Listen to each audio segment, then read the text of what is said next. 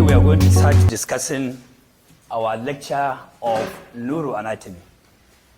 As I said before, neuroanatomy is something to do with the study of the nervous system. When we hear this word nervous system, we're talking about master system. That means a system that controls every part of our body. Any other system you can think of in our body, respiratory system, gastrointestinal system, reproductive system, and so on and so forth. All these systems are being controlled by the nervous system. Nervous system is divided into two parts. What are these parts? That's what we call central nervous system, which is represented here as CNS.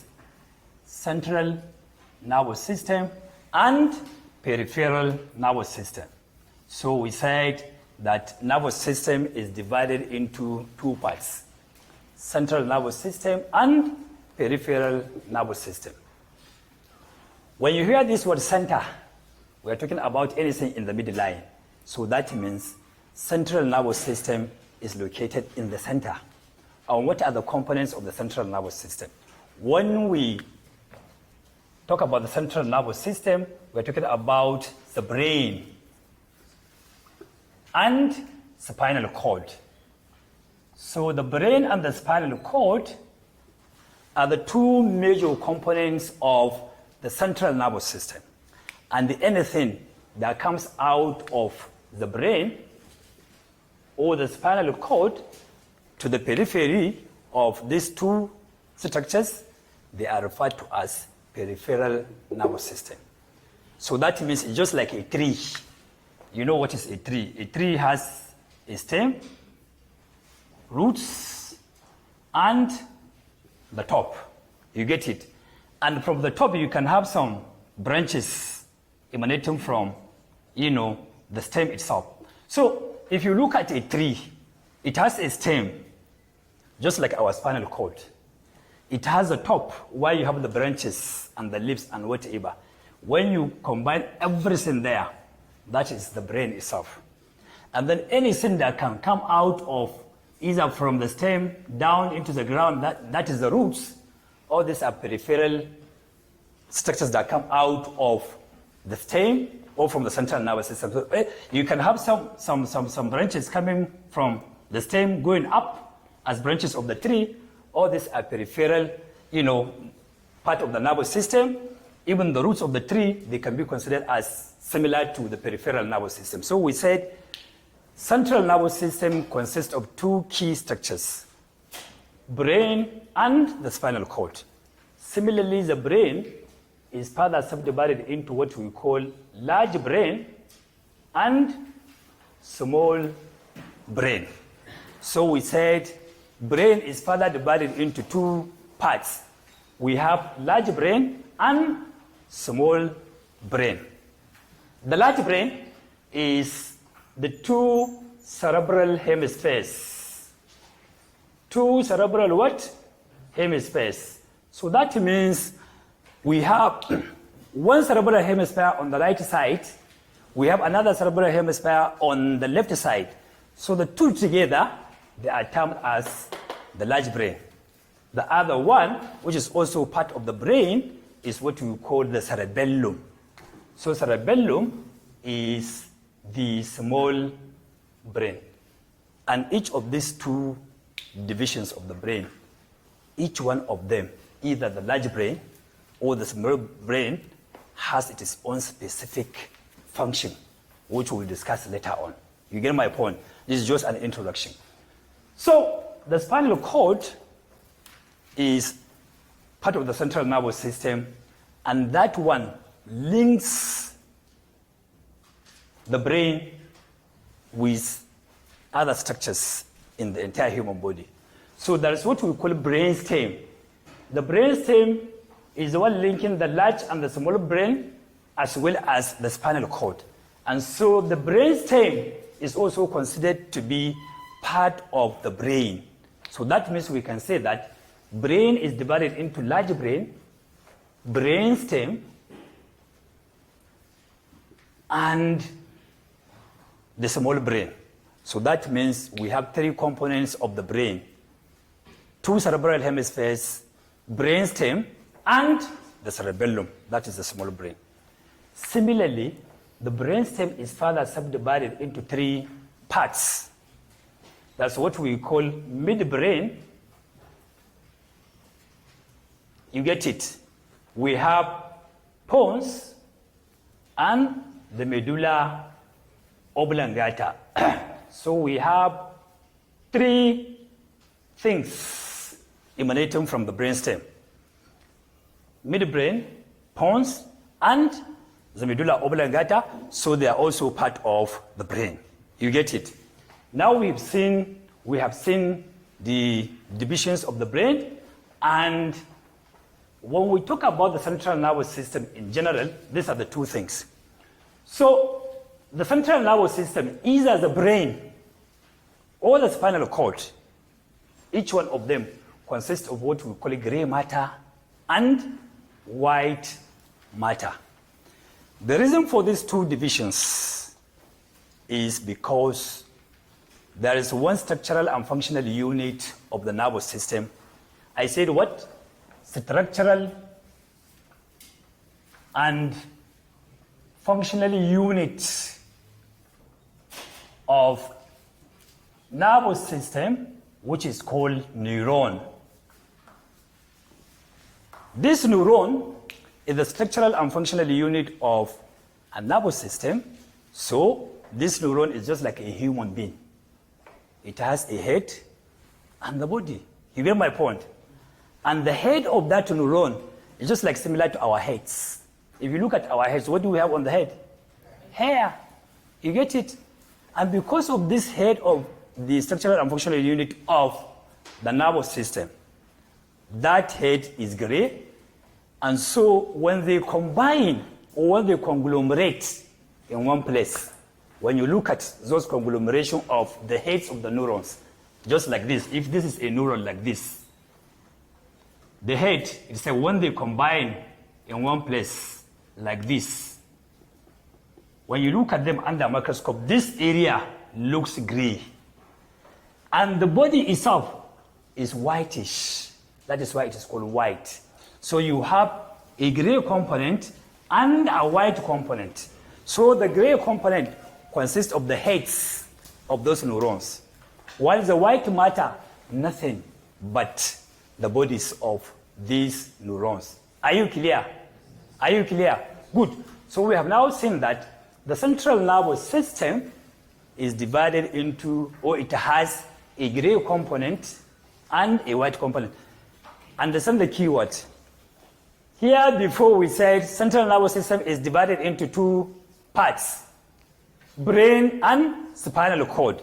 The brain further divided into large brain, brainstem, and small brain. You get my point? And here we said the central nervous system consists of gray and white matter.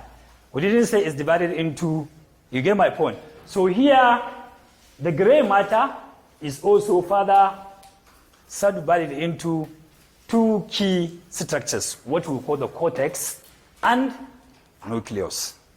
What is the difference between a cortex and a nucleus? You see, when you have a combination of the heads, for example, now if I look at you from the top, when I climb up and look at the whole class members here from the top, what will I see? Only your heads covering the floor. You get my point? It's just like I'm going to see something like this. Dot, dot, dot, dot, dot of your heads on the floor. You get my point? So it means that when these heads of the neurons are located on the periphery, for example, we said brain. If I draw a brain like this, you get it? So on the peripheral side, you have the cell bodies. The heads of the neurons are called cell bodies. So if this is a neuron, this head is called cell body. This body is called axon. Are you clear? So if the heads of these neurons they all lie at the periphery of the brain. And the axons, they pass down like this. That means these heads, since they are at the periphery, they are coating the periphery of the brain. That is why it is called a cortex. From the word coat, when I say the wall here is coated with a white paint, that means it is being painted on the periphery with this. So that means they are located at the periphery, the cell bodies are located at the periphery. That is why it is called a cortex. But for the meantime, if we have the cell bodies of the neurons located within the brain or within the spinal cord, for example, and then the axons, they go up, for example, like this. So since these cell bodies are inside the brain or inside the spinal cord, that is what we call nucleus. So combination of the cell bodies within the central nervous system is called a nucleus. While they are at the periphery of the nervous system, it is called a cortex because it is coating the outside of the central nervous system. So it is called a cortex coat. You get my point? So if we have these cell bodies combining outside the peripheral nervous system, because we have already talked that central nervous system consists of brain and spinal cord. So if this is a spinal cord, for example, here, so the spinal cord, there are some fibers of these axons coming out of the spinal cord. These axons,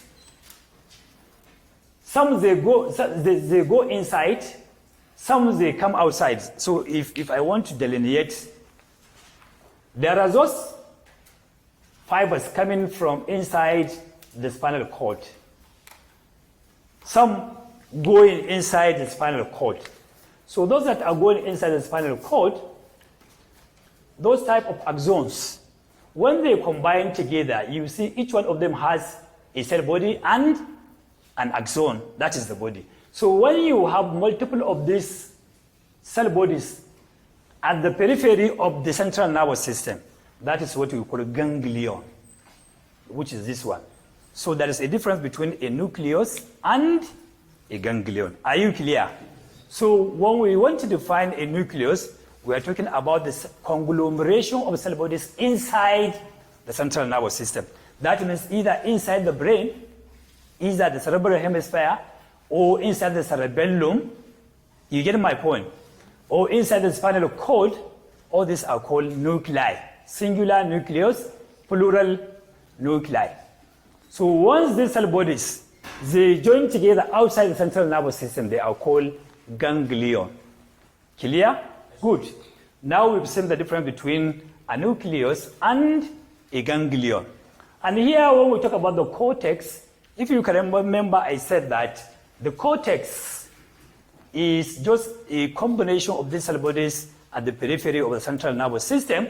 So we said we have cerebral cortex and cerebellar cortex. So that means if we consider this to be our cerebral hemisphere, at the back of the brainstem here, there is a cerebellum. That is the small brain, directly behind the brainstem. So at the periphery of the cerebellum, we also have cell bodies with their own axons going inside. And so this periphery of the cerebellum, where you have these combinations or conglomeration of these cell bodies, that is what you call cerebellar cortex. Are you clear? So the cortices, singular cortex, plural cortices. Cortices. Are you clear? So these cortices, we have cerebral cortex and we have cerebellar cortex. Within each, we have nuclei. So within the cerebral hemisphere, we have nuclei because there are multiple nucleus there. So also into the cerebellum, we also have nuclei because there are several nuclei there. You get my point? So we have nuclei within the large and the small brain. Good. How about the vertical? How about the white matter? So since we said that the central nervous system consists of the gray and the white matter, we have already discussed about the gray matter of the central nervous system. The white matter, we have already stated that it consists of the axons. The axons of the cell bodies. So these axons, if I now draw brain like this, and this is my spinal cord, for example, and this is my cerebellum here, and this is the cerebral hemisphere here. You get it? So we have some of the axons from the cortex, cerebral cortex. These axons, they pass down like this.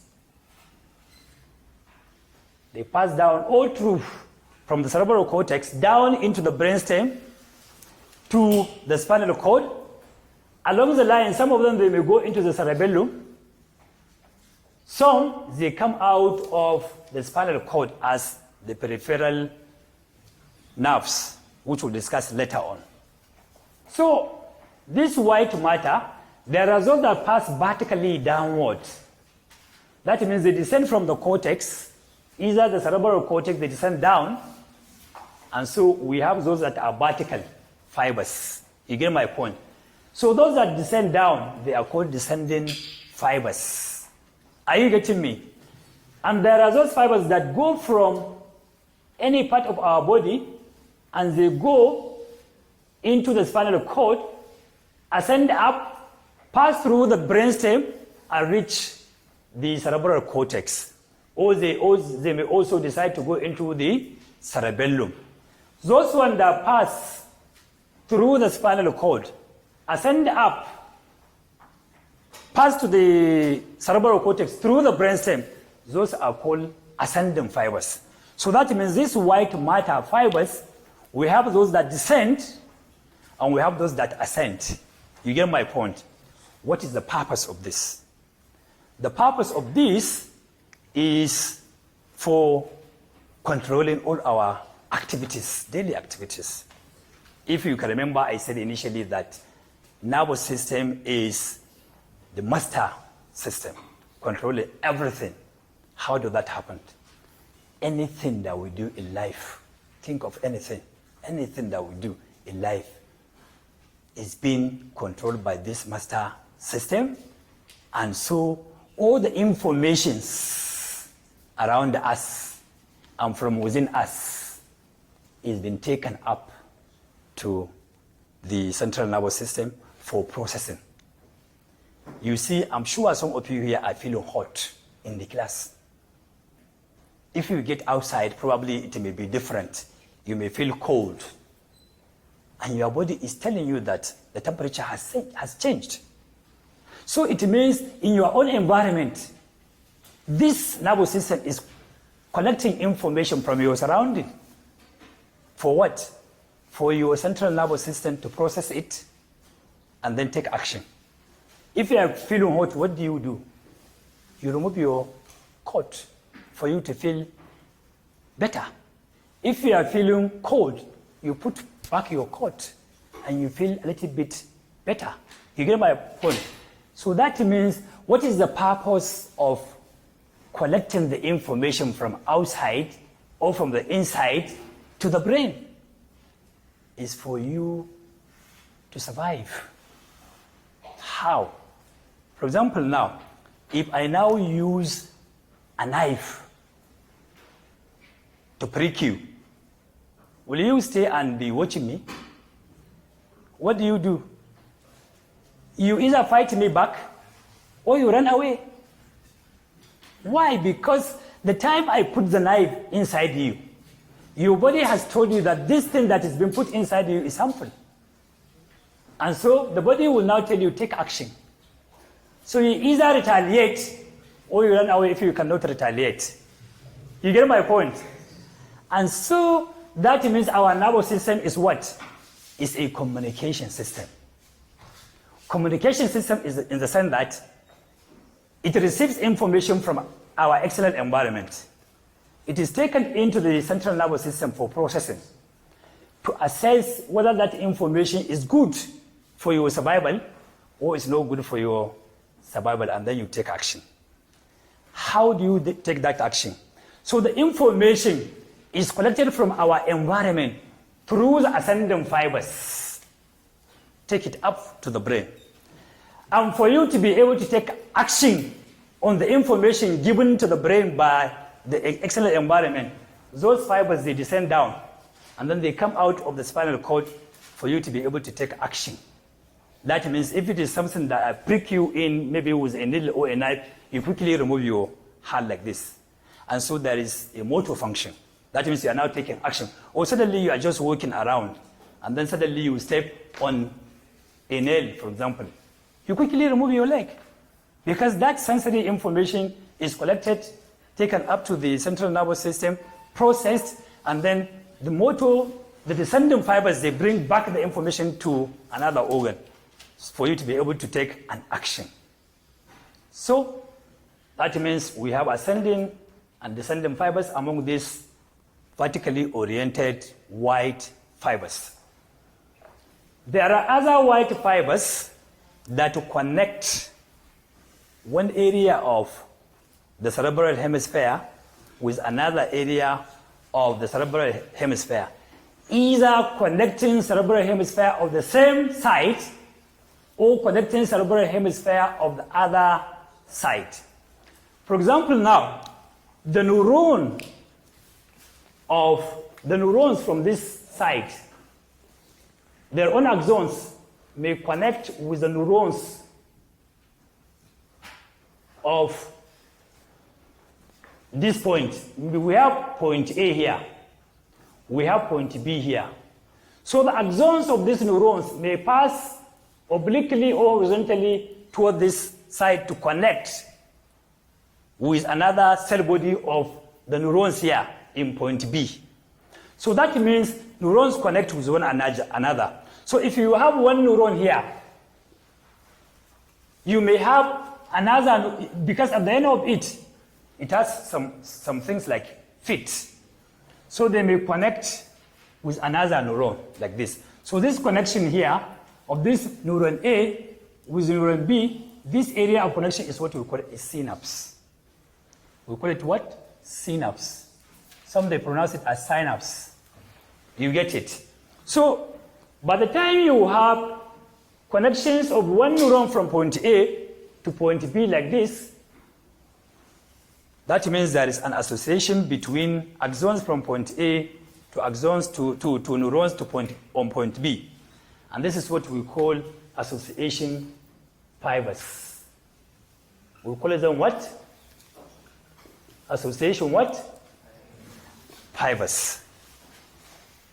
So you can also have another axons from this point A connecting to another axons on this side. You get my point? So this is point C. But if you look at this association fibers from point A to point B, and association fibers, connection between A and C, are they the same? This is shorter. The connection between A and B is shorter than the connection between A and C. So these association fibers are divided into short and long association fibers. Are you clear? So now we know that association fibers are divided into long association fibers and short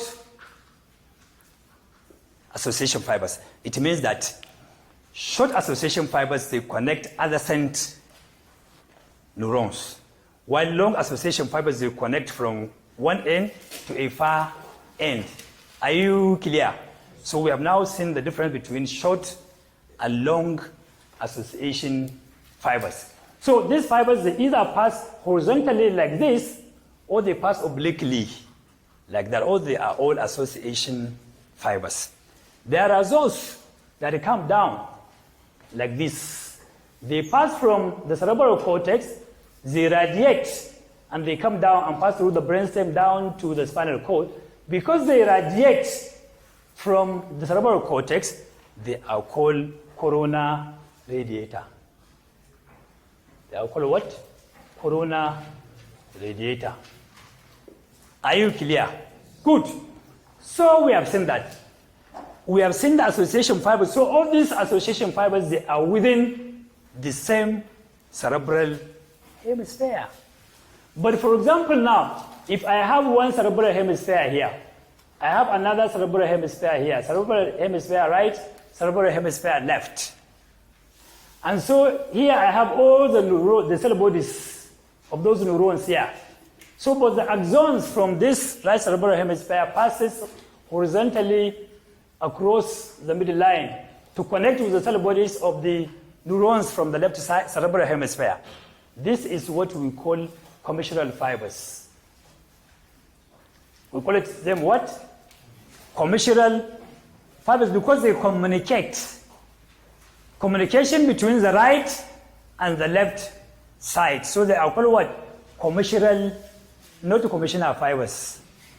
Commissural fibers. So we have commissural fibers connecting. What is the purpose of these connections? Either association fibers or commissural fibers or corona radiator or whatever kind of connection. The reason for this connection is for one area to connect with the other to share the information. You see the essence of sharing? Typical example of sharing in our own human body. You get my point? And unfortunately, we don't share what we have. You have 10 naira, or you have $1, or you have 20 pounds.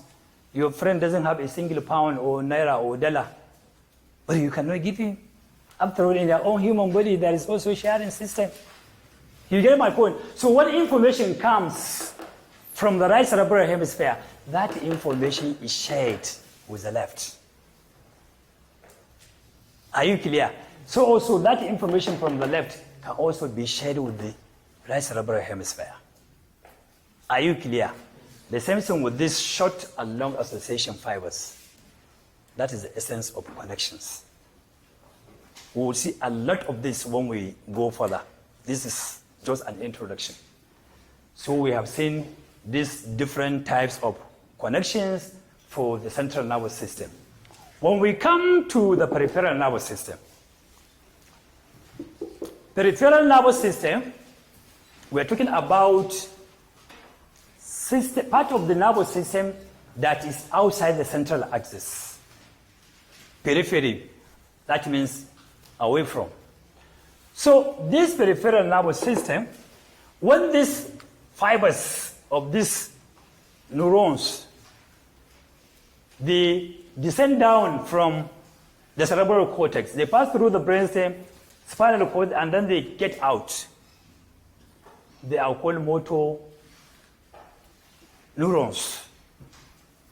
Those that collect information from our external environment or from our internal environment, because you see, this information that is being collected is not only from outside. There are so many events taking place from within us. We have our respiratory system, we have gastrointestinal system, we have cardiovascular system, we have reproductive, everything is taking place within us, and we don't know how it happens. So all those things that are taking place in our own internal being, those informations are taken from those organs to the cerebral hemisphere and cerebellum for processing and also taking action. So those that descend, the information that descend from the cerebral cortex down and get out, that is motor fibers. Those ones that collect information either from our external environment or from our internal environment, they are called sensory fibers. The two together, the sensory plus motor, the two together, they form a spinal nerve. Are you clear? So we said the sensory plus the motor, when they join together, they form what? A spinal nerve. You get my point. But when we hear this sensory and motor, that means this spinal nerve is what? Mixed. We call it what? A mixed nerve. That means because it contains both sensory fibers and motor fibers. So our spinal nerves are mixed fibers. If you can remember before, I said that these fibers, they can come out of the spinal cord, or they may go inside of the spinal cord and then they stand up, or they may come out at the base of the skull and get out, or they may come out from the brainstem and get out. Those nerves that get out of the spinal cord, they are called spinal nerves. Are you clear? And those nerve fibers, either they carry information from outside to inside, but they don't pass through the spinal cord. They pass either at the base of the brain, or they pass through the brainstem, or they come out through the brainstem. These are called cranial nerves. Are you clear? So that means our peripheral nervous system is further subdivided into spinal component